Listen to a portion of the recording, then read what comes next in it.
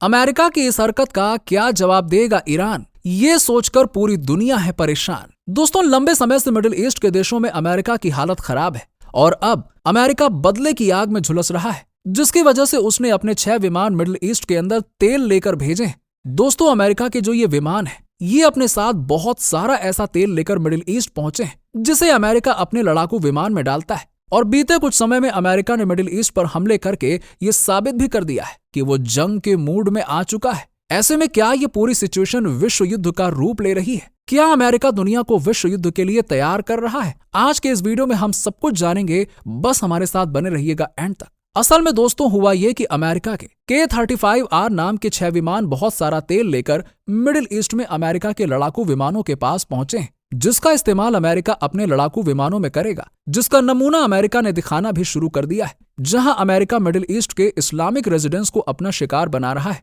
और आने वाले समय में अमेरिका इससे भी ज्यादा खौफनाक रूप ले लेगा, जहां वो न केवल इराक और सीरिया के ऊपर हमला करने की तैयारी कर रहा है, बल्कि ईरान के जो खुफिया अड्डे यहां मौजूद हैं उन्हें भी टारगेट करके अमेरिका निशाना बना सकता है। अब सवाल ये खड़ा होता है कि क्या अमेरिका के ये लड़ाकू विमान ईरान की सीमा तक पहुंचेंगे? क्योंकि अमेरिका ये पहले भी बोल चुका है कि उसे ईरान से बॉर्डर वॉर नहीं चाहिए, लेकिन अमेरिका इराक और सीरिया में मौजूद ईरान के अड्डों को टारगेट करके अपना निशाना जरूर बनाएगा, जिसकी कुछ झांकियां बीते दिनों हमें देखने को मिली और हम अभी भी कह रहे हैं कि ये सिर्फ शुरुआत है। जिस हिसाब से अमेरिका बदला लेने पर उतर आया है, उसे देखकर तो यही लग रहा है कि अमेरिका ने अपने दुश्मन देश के साथ जंग शुरू करने का इरादा बना लिया है। अब तक अमेरिका केवल इजराइल के कंधों पर हाथ रखकर जंग का हिस्सा बना हुआ था, लेकिन अब वो सीधे तौर पर मिडिल ईस्ट के देशों को निशाना बना रहा है। हालांकि एक तरफ अमेरिका के 6 विमान तेल लेकर मिडिल ईस्ट में पहुंचे हैं, तो वहीं दूसरी तरफ ईरान ने एक थर्ड पार्टी के जरिए अमेरिका को एक धमकी भरा संदेश भेजा है। ईरान ने अमेरिका को चेतावनी देते हुए ये कह दिया कि अगर अमेरिका ने हमारे ऊपर हमला किया और उस हमले में किसी इंसान की जान चली गई या फिर हमारे लोगों को नुकसान हुआ, फिर चाहे हमला छोटा मोटा ही क्यों ना हो, तो हम उसके बदले में पूरे मिडिल ईस्ट के अंदर अमेरिका के जितने भी ठिकाने हैं, जितने भी अमेरिकी सेना मिडिल ईस्ट में मौजूद है, सबके ऊपर जवाबी हमला करेंगे। अभी तो इराक और सीरिया जैसे देश अमेरिका के ठिकानों पर हमला कर रहे थे, लेकिन अगर अमेरिका ने हमारे ऊपर हमला किया तो हम खुद जंग में उतर आएंगे और उनके सैन्य अड्डों को तहस नहस कर देंगे। यानी कि ईरान ने अमेरिका को साफ साफ चेतावनी दे दी है कि अगर आपने हमारी धरती पर हमला किया तो इसका जवाब आपकी सेना पर हमला करके ही दिया जाएगा। ईरान को कुछ ऐसी भी खबरें मिली हैं कि अमेरिका लाल सागर के अंदर ईरानियन नेवी को निशाना बना सकता है, जहां लाल सागर के अंदर अमेरिका अपनी वायुसेना के जरिए ईरान पर हमला कर सकता है। और इस पर भी ईरान ने कहा है कि अगर आपने लाल सागर के अंदर हमारी नेवी को निशाना बनाया तो फारस की खाड़ी के अंदर अमेरिका के जितने भी नौसेना के जहाज गुजरते हैं, हर एक जहाज को ईरान अपना निशाना बनाएगा। ईरान अपनी ताकत की नुमाइश करते हुए यह भी बताता है कि हमारे पास 1500 किलोमीटर तक वॉर करने वाली एंटीशिप बैलिस्टिक मिसाइलें मौजूद हैं। ऐसे में यह मिसाइल किस हद तक जा सकती है, इसका अंदाजा आप लगा लीजिए। इसीलिए बेहतर यही होगा कि कोई भी देश ईरान के ऊपर हमला करने का ख्याल अपने दिमाग से निकाल दे, फिर चाहे वो अमेरिका ही क्यों ना हो। ईरान ने अमेरिका को डायरेक्ट तौर पर जब ये धमकी दी तो उसके फौरन बाद ही अमेरिका की तरफ से पलटवार कर दिया गया। रॉयटर्स की रिपोर्ट के मुताबिक अमेरिका ने ईरान की धमकी को सिरे से खारिज कर दिया और अमेरिका ने जवाब में कहा कि हम ईरान की इस धमकी को स्वीकार नहीं करेंगे। ईरान जिस तरह की धमकियां दे रहा है उससे हमें कोई फर्क नहीं पड़ता, हम किसी से डरने वाले नहीं हैं।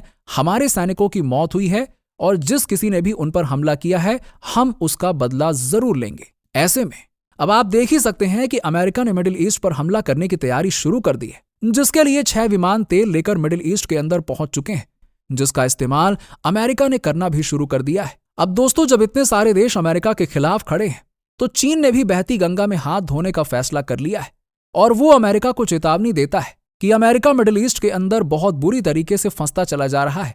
ये जो चक्रव्यूह तैयार हो रहा है, इसमें अमेरिका पूरी तरह से फंस जाएगा। इसीलिए अमेरिका को मिडिल ईस्ट में संयम रखना चाहिए और अपने कदम पीछे हटा लेनी चाहिए। जाहिर सी बात है कि चीन इस तरह की बातें तो कहेगा ही, क्योंकि वो चाहता है कि अमेरिका की जो ग्लोबल लीडर वाली छवि है वो टूट जाए और चीन अपने आप को अमेरिका की जगह पर ला सके। इसीलिए वो लगातार अमेरिका को कमजोर दिखाने की कोशिश कर रहा है। यहां तक कि लाल सागर में हौतीस के हमले को लेकर चीन का कहना है कि अगर गाजा में सीज फायर हो जाए तो ये हमले बहुत जल्द बंद हो सकते हैं। लाल सागर के अंदर जहाज पर हमले गाजा के युद्ध से ही जुड़े हुए हैं। जितनी जल्दी गाजा के ऊपर हमले बंद हो जाएंगे, उतनी ही जल्दी लाल सागर में जहाजों पर हमले बंद हो जाएंगे। वैसे देखा जाए तो चीन सही ही कह रहा है, क्योंकि लाल सागर में अमेरिका और ब्रिटेन के जहाजों पर जो हमले हो रहे हैं वो हौतीस के द्वारा कराए जा रहे हैं, जिनका ये साफ कहना है कि आप गाजा के ऊपर हमले बंद कर दो, हम भी शांत हो जाएंगे, क्योंकि हमें अपने हथियारों को बेवजह बर्बाद करने का कोई शौक नहीं है। लेकिन जब तक अमेरिका और इजराइल गाजा को अपना निशाना बनाते रहेंगे, हम उन्हें ईंट का जवाब पत्थर से देने के लिए तैयार रहेंगे। वैसे देखा जाए तो फिलिस्तीन में हालात काफी ज्यादा खराब है। वहां हो रही जंग की वजह से सबसे ज्यादा नुकसान वहां के लोगों को ही हो रहा है, और अब तो इजराइल ने गंदी हरकतें करना शुरू कर दी हैं। अस्पताल के अंदर इजराइल के कई सैनिक भेष बदलकर पहुंचते हैं। कोई डॉक्टर बनकर पहुंचता है, तो कोई नकाब पहनकर, तो कोई बुर्का पहनकर पहुंचता है, और अस्पताल में पहुंचकर लोगों को अपना निशाना बनाया जाता है। यानी कि इजराइल शाम दाम दंड भेद हर तरीके से जीत हासिल करना चाहता है, जिसके लिए उनकी सरकार भी अपने सैनिकों की हरकतों पर वाहवाही कर रही है। वहीं दोस्तों हमास का कहना है कि वो अपनी और इजराइल की डील पर सोच विचार करेंगे। पेरिस के अंदर ये जो डील हुई है, जिसमें हमास को 6 हफ्ते के लिए सीज फायर का ऑफर मिला है, उस पर हमास सोचेगा और फिर जवाब देगा, क्योंकि पहले तो हमास सीज फायर करने के लिए मान रहा था, लेकिन अब गाजा के अंदर लोगों के हालात बिगड़ते जा रहे हैं, जिसे देखते हुए हमास ने सोच विचार करने का फैसला किया है। इस डील के मुताबिक इजराइल के 35 बंधकों को हमास रिहा करेगा और इजराइल की तरफ से 250 फिलिस्तीनी लोगों को इजराइल छोड़ेगा। यानी कि देखा जाए तो इस डील में हमास का फायदा है। हालांकि हमास के मेंबर इस्माइल हानिया कह रहे हैं कि हम अपने और लोगों से इस बात पर बात करेंगे और तब जाकर जवाब देंगे। दोस्तों हमास और इजराइल की जंग में लगातार अलग अलग चीजें सामने आ रही हैं। एक तरफ तो यह कहा जा रहा है कि दोनों देशों के बीच सीज फायर होगा और मामला शांत होगा, तो वहीं कुछ ऐसे लोग भी हैं जो सीधे तौर पर यह कह रहे हैं कि हम अपना बदला लेकर रहेंगे।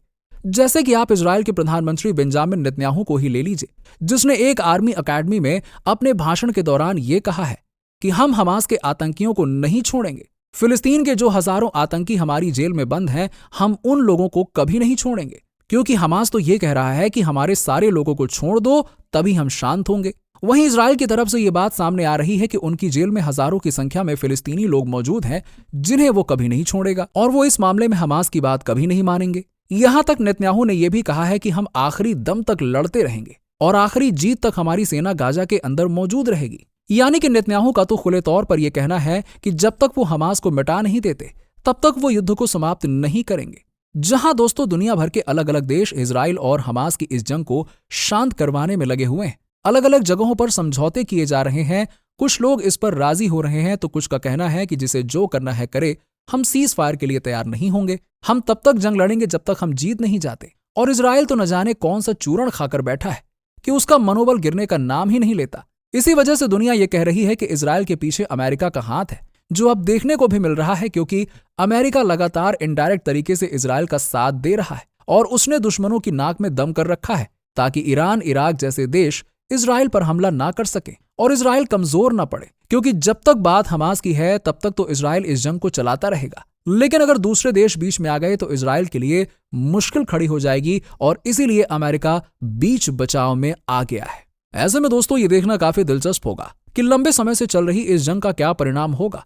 क्या दोनों देश शांति से सीज फायर के लिए राजी हो जाएंगे, या फिर उनकी आपसी जिद बहुत बड़ा रूप ले लेगी। आगे जो कुछ भी होगा हम आपको बताते रहेंगे। बाकी इसी तरह की वीडियोस को देखते रहने के लिए हमारे चैनल को फटाफट सब्सक्राइब कर दीजिएगा। धन्यवाद।